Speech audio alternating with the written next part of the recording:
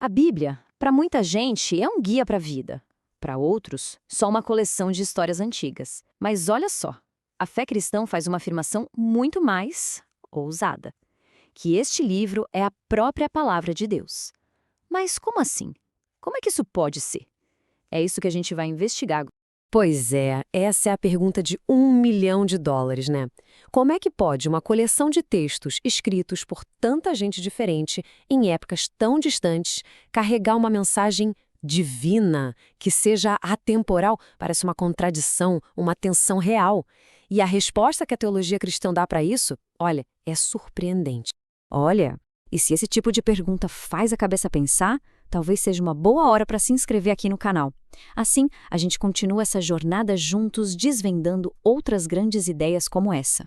Para a gente conseguir desembolar esse nó, a gente precisa começar pelo ponto de partida da teologia cristã. E o segredo é o seguinte: a resposta não começa com a gente, com a humanidade procurando por Deus. Começa com Deus tomando a iniciativa de se mostrar para a gente.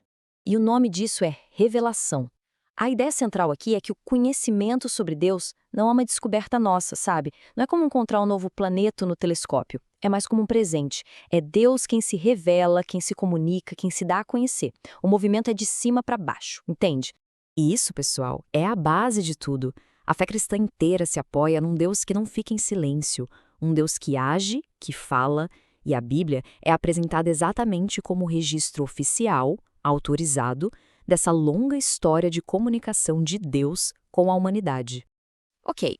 Então, se Deus se revela, como é que isso vira o livro que a gente tem nas mãos hoje? E é aí que a gente entra no paradoxo mais fascinante da Bíblia. Como ela pode ser, ao mesmo tempo, 100% divina e 100% humana? E aqui está o pulo do gato. Esses dois lados não se anulam. Pelo contrário, de um lado temos os autores humanos, com suas personalidades, seus estilos de escrita, vivendo em seus contextos históricos. Do outro lado, a teologia afirma que Deus estava ali, supervisionando todo o processo, de um jeito que o resultado final fosse exatamente o que ele queria dizer. É a mensagem dele, mas através da voz deles. Essa analogia do intérprete da ONU ajuda demais a gente a entender. Pensa só, o intérprete usa a própria voz, o vocabulário que ele tem, a entonação, mas as ideias que ele está transmitindo não são dele. A mensagem pertence inteiramente à pessoa que ele está representando. É a mesma lógica aqui.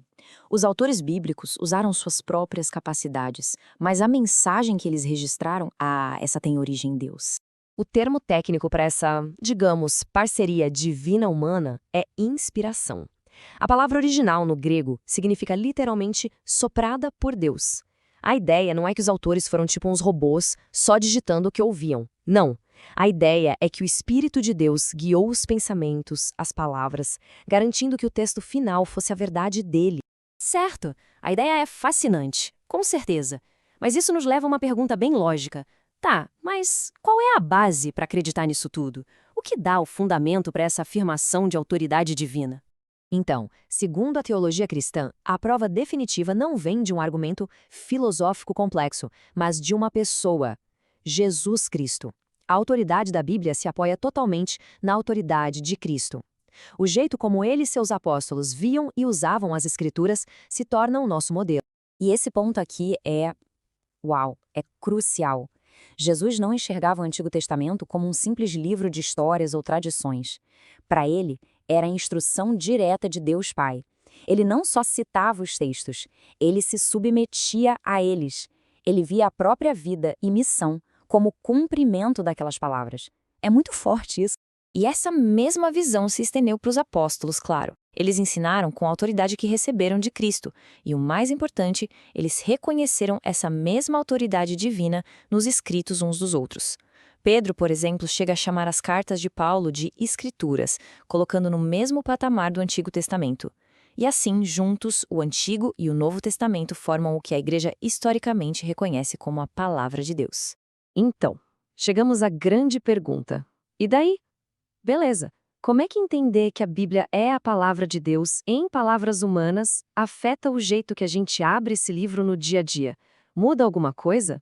Essa pergunta que tira a teologia do campo das ideias e traz para a nossa vida prática. Porque se este livro não é só um registro histórico, mas uma comunicação viva de Deus, então a nossa postura na hora de ler tem que ser outra. Isso muda a nossa expectativa, o nosso respeito pelo texto, o nosso objetivo ao ler. E isso se traduz em 3 atitudes bem práticas. Primeiro, ler com expectativa, não só para aprender sobre Deus, mas para ouvir de Deus. Segundo, ler com respeito, tratando o texto não como um livro qualquer, mas como uma instrução do rei. E terceiro, e talvez o mais difícil, ler para obedecer, buscando não apenas informação para a cabeça, mas transformação para o coração e para a vida.